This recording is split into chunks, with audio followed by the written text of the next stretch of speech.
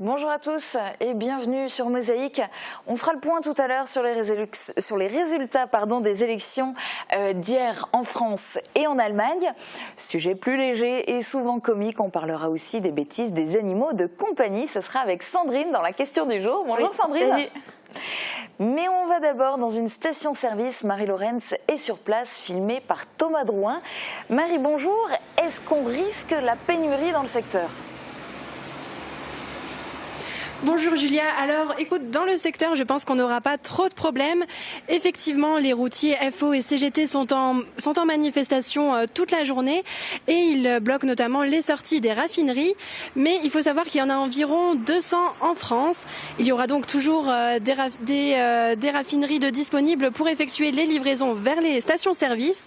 Alors, il faut savoir aussi que ce sont souvent les automobilistes eux-mêmes qui créent les pénuries. Ils paniquent, ils vont vouloir à tout prix faire le plein et donc ils se précipitent dans les stations-service. Petit exemple, en mai 2017, lors de la manifestation contre la loi travail, contre la loi El Khomri, 5 fois plus de pleins ont été effectués alors que les automobilistes n'ont pas roulé plus que d'habitude. Dans notre secteur, il ne devrait donc pas y avoir de soucis, surtout que même en cas de pénurie, les automobilistes auront juste à faire le plein de l'autre côté de la frontière. Merci Marie, et donc pas de panique à bord, ne vous ruez pas sur les stations essence. On fait maintenant le tour des infos du secteur en 60 secondes. BTP, après 8 ans de crise, la relance est bien amorcée. Le groupe de Sarreguemines compte 120 entreprises pour un effectif global de 1000 salariés. Les signes de la reprise de l'activité sont la création de nouveaux emplois et l'intérim en hausse. La fédération attend beaucoup de l'apprentissage, considéré comme la voie royale pour entrer dans le BTP. À la place d'une hausse, ils optent pour la gratuité du stationnement. Le conseil municipal de Bitche a décidé de mettre une croix sur ses recettes de parking. Le commerce a besoin d'un coup de pouce. Diemringen, petite ville au commerce très dynamique, avait déjà pris cette option. 96 heures de pêche, 32 équipes, 27 carpes, un enduro à Diefenbach-les-Putlanges très productif. La compétition commencée mercredi s'est arrêtée et les pêcheurs, qui ont campé à l'étang pendant 5 jours, sont repartis laissant la victoire à l'équipage Wilding-Kramer. Ils ont sorti 4 carpes pour un poids total de 52 kg. Rappelons que toutes les carpes sont remises à l'eau. 65 kayakistes en quête d'une sélection pour la Coupe de Lorraine. La participation était plus faible, mais le courant plus fort qu'habituellement. Une grosse compétition se prépare avec les kayakistes allemands. S'il aboutit, la compétition devrait se dérouler au mois d'avril et attirer pas moins de 200 participants. Sarreguemines, nostalgie, le temps d'un festival de musique mécanique, l'œil qui pétille, la main qui tourne inlassablement la manivelle de leur orgue de barbarie, nos 30 tourneurs sont venus des 4 coins d'Europe. Ils ont inondé la ville de leurs mélodies pleines de bonheur et de légèreté. On va parler de tous ces thèmes dans cette émission, mais d'abord les infos côté ciel. Sandrine, est-ce qu'on est parti pour une bonne semaine ? Écoute, ça a l'air bien parti. En plus, aujourd'hui, il devait pleuvoir à la base et finalement, il y a un grand ciel bleu. Donc, je pense qu'on est bien parti. Il ne reste plus qu'à en profiter. Et ben voilà, c'est super et ça s'annonce bien. On regarde déjà les prévisions pour demain. Avec le Crédit Mutuel, partenaire des grands événements sportifs.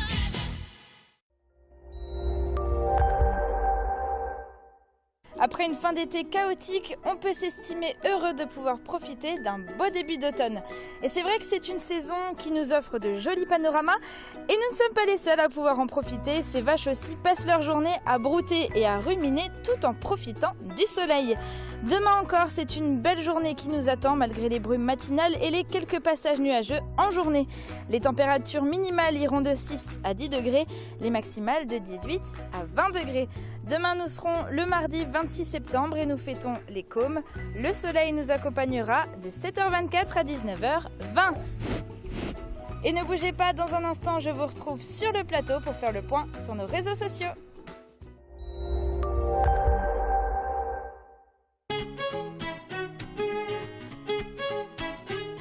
N'achetez pas votre cuisine avant de passer chez Oseo. Oseo, osez votre cuisine. Les sénatoriales, des élections qui n'ont pas passionné les foules. Et pour cause, ce n'étaient pas les citoyens qui étaient appelés aux urnes, mais les grands électeurs. En Moselle, ils étaient 2926 à voter pour désigner les 5 sénateurs. À l'issue de ce scrutin à la représentation proportionnelle, 3 sénateurs sortants ont été réélus. François Grosdidier, les Républicains, Jean-Marc Todeschini, liste d'Union de la gauche, ainsi que Jean-Louis Masson, d'Hiver droite, qui réussit à faire élire aussi la deuxième de sa liste, Christine Herzog. L'autre nouvel élu qui va faire son entrée au Sénat est Jean-Marie Mison, d'Hiver droite, de la liste Une nouvelle dynamique pour la Moselle. En Allemagne aussi, on votait. Cette fois, ce sont bien les électeurs qui étaient appelés aux urnes pour les élections législatives. Comme attendu, la CDU d'Angela Merkel a remporté ces élections, mais avec un score décevant de 33%. Et le parti d'extrême droite AfD entre au Bundestag avec 12,6% des voix, soit jusqu'à 90 députés pour ce nouveau mouvement anti-islam et anti-migrants, né il y a 4 ans seulement. Le Parti social-démocrate, 20,5%, a annoncé ne plus vouloir former de coalition avec les conservateurs du gouvernement d'Angela Merkel. On se dirige donc en Allemagne vers une coalition jamaïcaine, comme l'avait évoqué Christelle Jambon sur ce plateau mardi dernier. Elle sera là d'ailleurs demain pour vous donner plus d'explications. En attendant, on va faire le point sur le BTP. Après plusieurs années de crise, la reprise de l'activité du bâtiment et des travaux publics se fait doucement. Les statistiques nationales sont encourageantes, mais sont tout de même à prendre avec précaution au niveau de l'arrondissement de Sarreguemines. Samedi à Bitche s'est déroulée l'Assemblée générale du groupement des entrepreneurs du BTP de l'arrondissement. L'occasion de faire le point sur ce secteur important. Reportage de Marie Lorenz.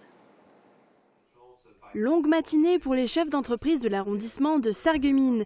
Et elle a démarré avec l'Assemblée générale du groupement des entrepreneurs du BTP du secteur et la révision des statuts.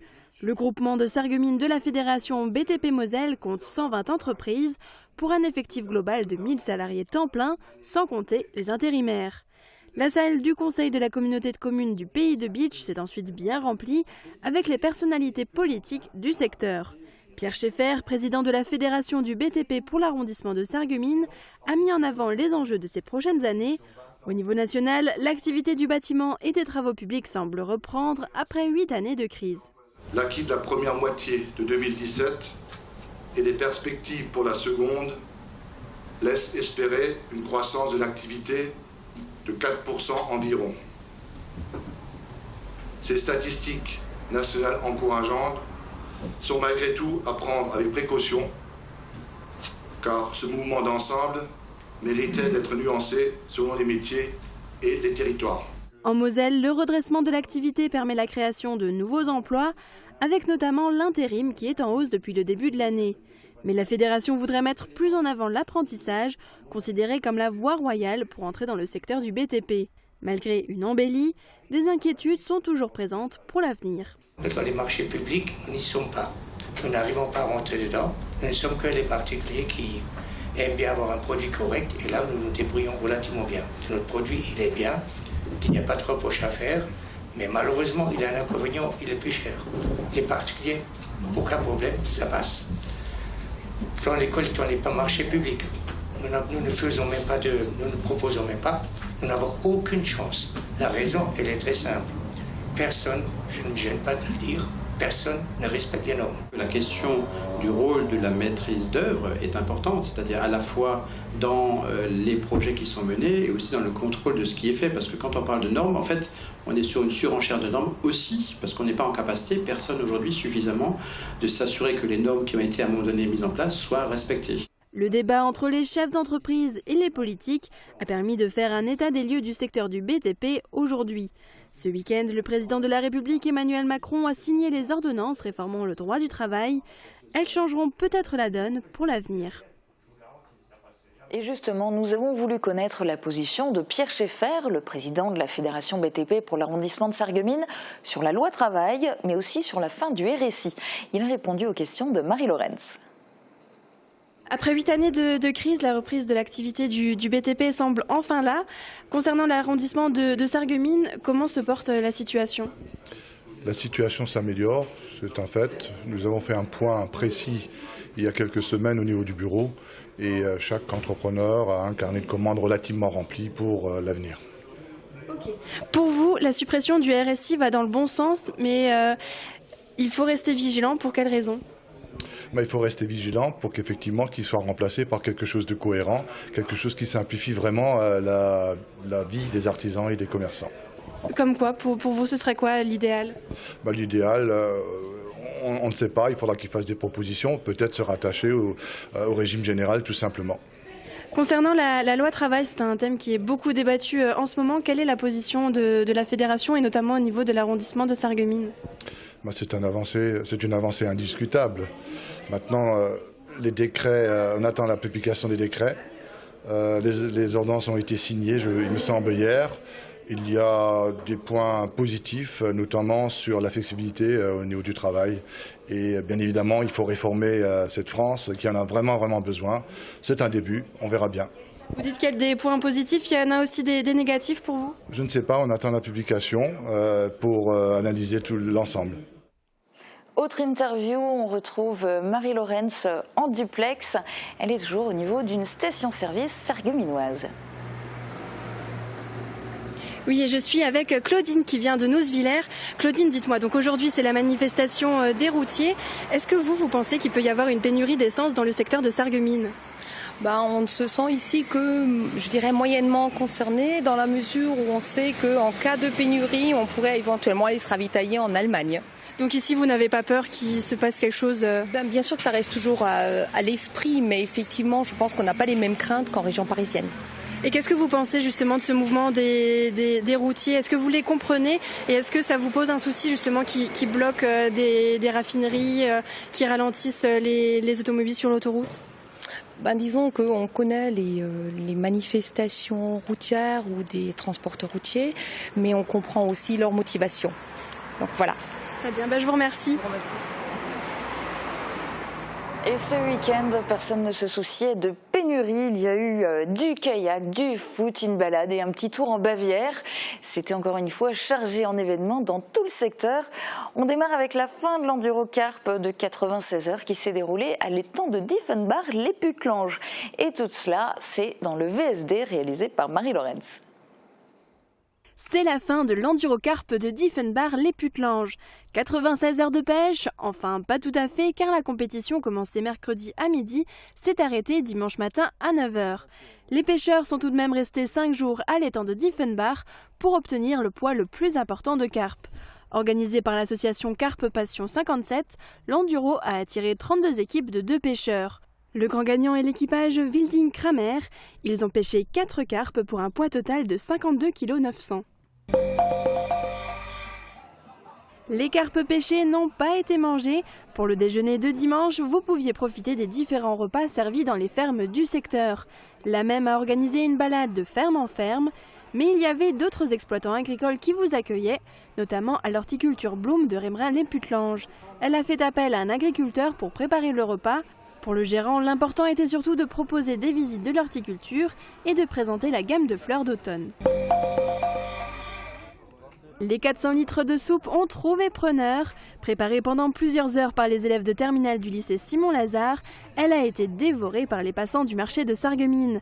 Depuis plusieurs années maintenant, le lycée participe à la journée de la gastronomie. 15 élèves des sections cuisine et services étaient sur place pour offrir leur soupe aux légumes de saison. Sans oublier ceux qui sont restés au lycée pour continuer la préparation. Bilan de la matinée, près de 1000 gobelets distribués.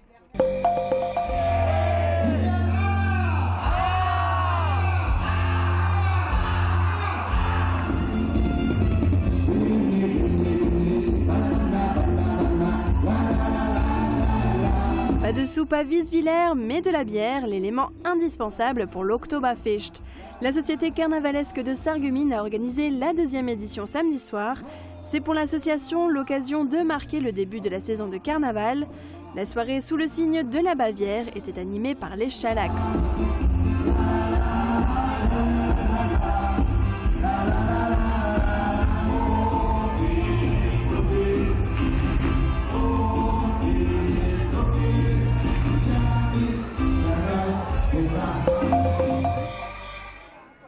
Pour les jeunes footballeurs, c'est la reprise de la saison automnale. Et pour leur entrée officielle, 200 joueurs des catégories U8 et U9 se sont retrouvés au stade de Sarralbe.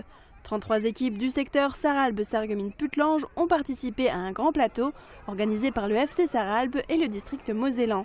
Chaque équipe a joué 3 matchs de 11 minutes, mais a aussi participé à plusieurs ateliers. Les jeunes sont maintenant prêts à enchaîner les plateaux jusqu'au mois de novembre. À Grossbiederstroff, on jouait l'une des épreuves de sélection pour la Coupe de Lorraine. Cette année, un souci de calendrier explique un nombre de participants plus faible, d'autres épreuves de sélection se déroulant le même week-end. Il y avait tout de même 65 kayakistes, dont 4 du CK Val-de-Sarre.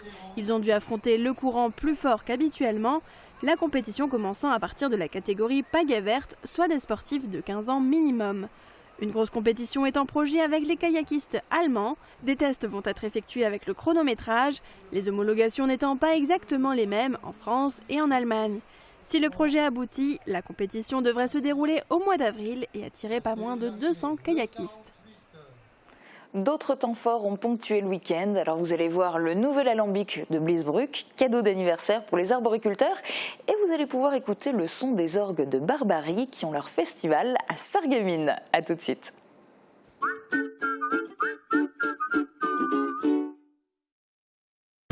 Pour un déguisement d'enfer, Festivité à Sarreguemines. Pour Halloween, Festivité vous propose un grand choix de costumes, de décorations et d'accessoires indispensables. Festivité déguise aussi vos yeux avec des lentilles fantaisie. Festivité, zone commerciale de Sarreguemines, derrière Jouet Club. Festivité vous souhaite un terrible Halloween. Festivité, Festivité, des idées toutes faites. Les cloches du hameau chantent dans nos campagnes. Et ça qui se chante bien, hein? C'est de la bombe, bébé. Le son du chalumeau égaye. Restez dans le coup avec la passion de l'audition. En France, en 2017, la maladie d'Alzheimer affecte 900 000 personnes. 600 nouveaux cas par jour, aucun traitement curatif. En 2020, elles seront 1 275 000. France Alzheimer et maladies apparentées accompagne depuis 32 ans les familles et les personnes malades. 96 associations départementales accueillent, écoutent et accompagnent malades et aidants. Ensemble, tout devient possible. Agissons contre l'oubli.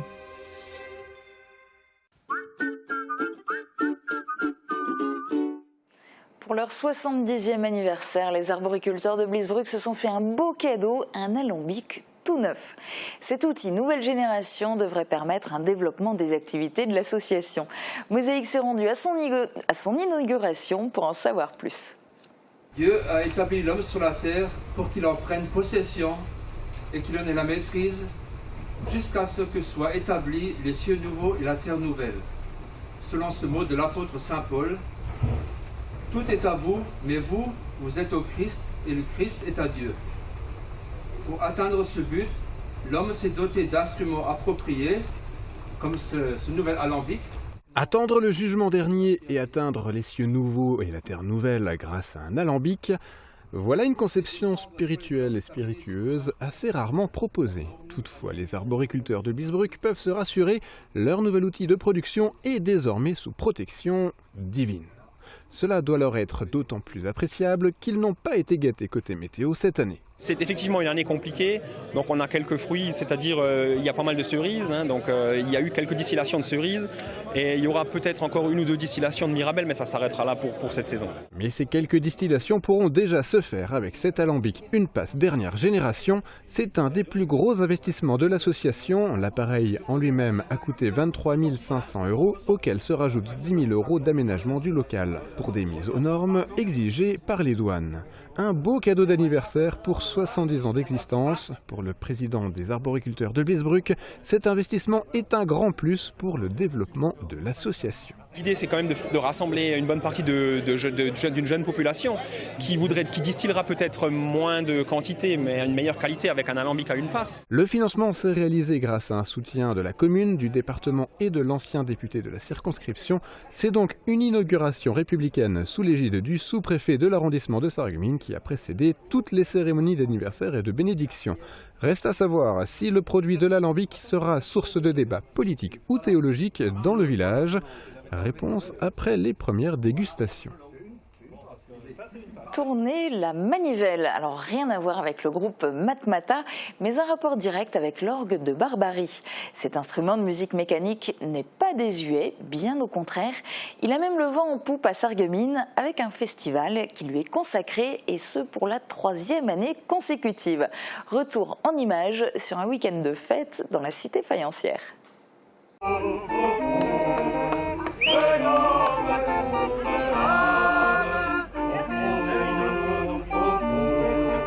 La chanson française s'accorde bien avec l'univers des tourneurs. L'ambiance est joyeuse et les musiciens défilent à travers les rues du centre-ville.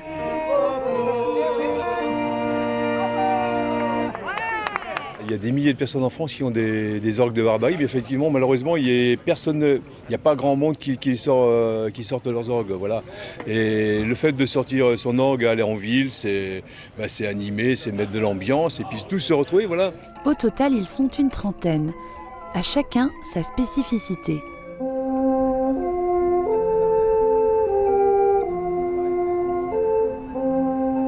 Et son répertoire. À la musique traditionnelle, certains préfèrent les groupes anglais et le style rock. En général, les gens sont fort surpris, ou alors viennent voir dans la liste et disent « c'est vraiment AC/DC ?» et on leur joue l'AC/DC. Les tourneurs viennent de toute l'Europe, Belgique, Suisse, République tchèque, Pays-Bas. Sarreguemines les accueille pour la 3e année consécutive. C'est une ville qui est tellement belle, premièrement, et puis qui s'y prête vraiment très très bien. Et d'autre part, on a une association quand même assez dynamique sur Sarreguemines qui s'appelle l'Orgue de Barbarie en fait, et qui regroupe une trentaine de personnes, et dont une bonne partie qui ont construit eux-mêmes leur orgue de Barbarie. Carton plein pour l'association. Les tourneurs jouent même aux touristes. On aime bien, il y a beaucoup de choses. On a visité aussi la manufacture, ancienne manufacture de la porcelaine, de la faïence, qui est magnifique. Ce week-end, la cité faïencière s'est parée de 1000 couleurs et la musique a résonné aux 4 coins de la ville. Et voilà, c'est fini. Merci la foule en délire, je vous adore déjà. Et c'est maintenant l'heure de la question du jour avec un thème inépuisable pour les bêtisiers. Salut tout le monde, alors aujourd'hui je voudrais vous présenter mon lapin Coton-Tige que j'ai adopté il y a 3 ans. Alors comme tous les animaux de compagnie, on les adore forcément, mais il fait aussi beaucoup de bêtises. Celle dont je me souviendrai toujours, c'est le jour où il a mangé le câble de notre téléphone et depuis j'ai plus de téléphone fixe. Mais c'est pas grave, il est si mignon qu'on lui pardonne facilement. Vous aussi, j'aimerais que vous partagiez avec nous les plus grandes bêtises de vos animaux de compagnie et on en parlera en direct sur Mosaïque. Alors on le sait, évidemment, les animaux sont farceurs. Sandrine, quelles sont les anecdotes racontées par nos internautes? Alors dans la vidéo, Marie nous parlait de Coton-Tige, son lapin, et ce n'est pas la seule à avoir eu des mauvaises surprises avec son lapin. Cédric a lui aussi un lapin et il nous raconte, hier il est monté sur la table de la salle à manger, sauf que j'ai oublié que j'y avais mis mes morissettes, du coup il n'a pas hésité à mordiller dedans, et moi du coup j'ai changé mon dîner. Il y a aussi Alison qui a un lapin et un chien, et elle nous a envoyé une photo d'ailleurs. Elle nous dit « Mon lapin aime grimper au-dessus de sa cage. Petit problème, mon chien l'a vu faire et il aime le faire aussi. » D'accord, bon. Il y en a qui disent parfois que les chiens sont des bêtises sur pattes. Un petit peu, oui. Du coup, je suis sûre il y a d'autres internautes qui ont écrit des anecdotes, relaté des anecdotes qui leur sont arrivées avec leur chien. Évidemment, et moi je pense que c'est surtout des gros mangeurs. Tanguy nous dit « Quand on mange, mon chien nous vole le pain qu'il y a sur la table. » Et celui de Marion est allé encore plus loin. Elle nous raconte « Mon premier chien avait mangé une plaquette de beurre qui restait sur la table. Il était malade comme un chien, bon c'est le cas de le dire. Et par la suite, on devait éloigner les bancs de la table pour éviter qu'ils viennent se servir. Et sinon, mon deuxième chien a mangé une fois les entrées du repas pour le réveillon de Noël et du coup, plus d'entrées. » Et je suppose que dans ces cas-là, ils ont dû regretter d'avoir adopté un animal en fait. C'est clair, et je pense que c'est exactement ce qu'a pensé Bernard ce matin-là. Il nous raconte: mon chat m'a sauté dessus à 4 h du matin et il pèse quand même 6,5 kg. Ça réveille, mais vous le voyez à l'écran, quand on voit une bouille pareille, c'est difficile de lui en vouloir. Oui, et puis pour des chiens, il y a les éducateurs canins, mais pour éduquer un chat ou un lapin, c'est un peu plus compliqué. C'est un peu plus compliqué. Une dernière, plus une frayeur qu'une bêtise? Oui, alors c'est Marilyn qui nous raconte: notre petite hamster Noisette a fugué toute une nuit et une journée, et lorsqu'on l'a enfin retrouvée le soir, elle sortait de la chambre tout paisiblement, comme si de rien n'était. Donc finalement, plus de peur que de mal. Ouais, et heureusement, en général, il y a plus de peur que de mal, parce que c'est vrai que mine de rien, on s'y attache à nos petits potes. Un petit peu, oui. Ben voilà. Demain, on parle de quoi, Sandrine? Alors un sujet un peu plus sérieux et un peu plus fâcheux, malheureusement. Marie y était en duplex tout à l'heure. Elle vous posera la question depuis la station essence. Et ce qu'on aimerait savoir, c'est ce que vous pensez de ces routiers justement qui manifestent et des blocages des raffineries. Bon, et ben ça sera demain. Et en attendant, on parle de livres. Aujourd'hui, chronique littéraire dédiée aux amateurs de polar. Cynthia Audi vous fait découvrir Le Diable en personne. Aujourd'hui, j'ai choisi de vous parler de Le Diable en personne de Peter Faris. C'est un ouvrage, c'est un policier qui se déroule aux États-Unis, en Géorgie. Une jeune fille de à peu près 18 ans échappe de très peu à un meurtre. On va découvrir qu'elle fait partie d'un vaste réseau de prostitution et qu'elle est devenue en fait la favorite du maire de la ville et qu'elle a appris énormément de choses pas très jolies. Elle va réussir à s'enfuir et elle va trouver refuge chez Léonard. Léonard, c'est quelqu'un d'assez mystérieux qui habite seul, qui se défend tout le temps et qui n'arrête pas de parler à un mannequin qui est constamment à côté de lui. Cet homme va réussir à protéger cette jeune fille et ils vont enquêter pour découvrir tout le mystère qui est autour de cette petite ville. C'est une critique magnifique de l'Amérique actuelle, avec toute cette Amérique puritaine et tout ce que ça peut cacher en fait de malsain et de très noir. Donc je vous recommande vraiment, si vous aimez le policier et que vous aimez vraiment le polar noir, je vous recommande vraiment Le Diable en personne.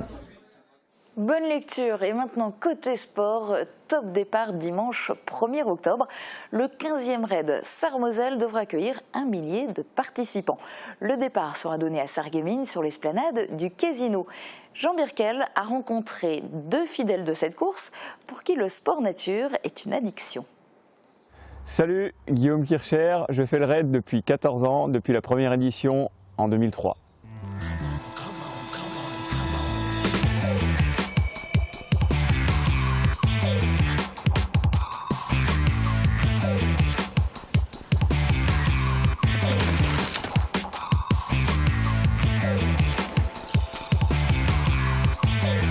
Bonjour, je m'appelle Marion Insinger, je fais le raid depuis plus de 10 ans, en commençant avec une équipe mixte et depuis plusieurs années maintenant avec un binôme ultra féminin.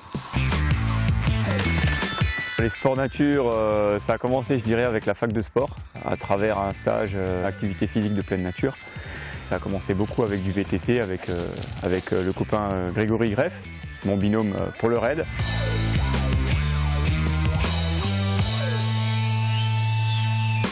Je viens d'une famille qui adorait partir en camping-car dans les grands espaces. Très vite, avec mes parents et mon frère, on est venu au VTT, à la randonnée. Dès que j'ai un petit peu de temps, c'est du VTT, c'est de la course à pied. Mais c'est vraiment en forêt que je trouve vraiment beaucoup de plaisir.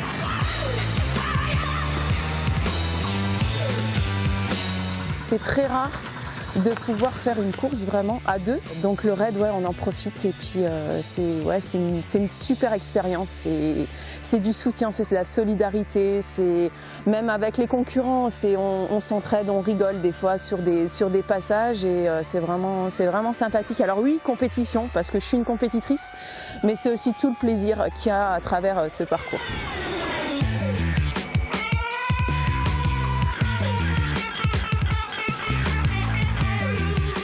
Le raid, je dirais une grosse bouffée d'oxygène dans le coin, dans le secteur. Ça a commencé, je dirais timidement. Le 1er octobre, je crois qu'on va être environ 500 équipes, soit 1000 participants.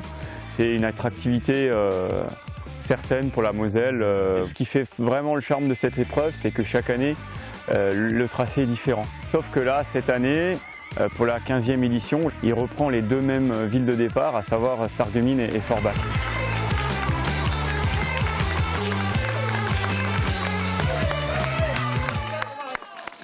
Sandrine, ces images, ça te rappelle forcément des souvenirs? Un petit peu, oui.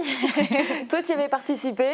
Il y a 2 ans, ouais, avec Guillaume, donc entre collègues.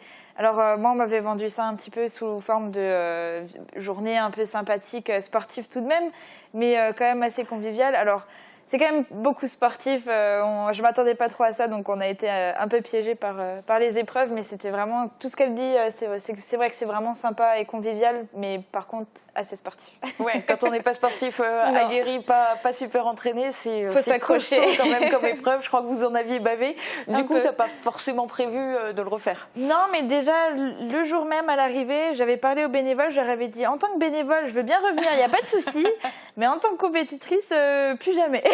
Bon ben voilà, de toute façon, les inscriptions sont closes pour le raid Sarre-Moselle, mais vous pouvez aller soutenir les participants. Top départ donc dimanche à 10h30 au Casino des Faïenceries à Sarreguemines, et les arrivées sont prévues à Forbach entre 13h et 17h, ben voilà, selon le niveau.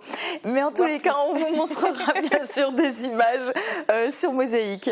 C'est la fin de cette émission. Très bonne journée à tous, à bientôt.